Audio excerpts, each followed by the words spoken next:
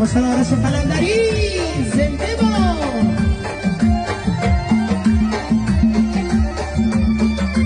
مریم گل ما گلم جون دل ما جون دل ما گلم مریم گل آی لاله لاله گلم جون دل ما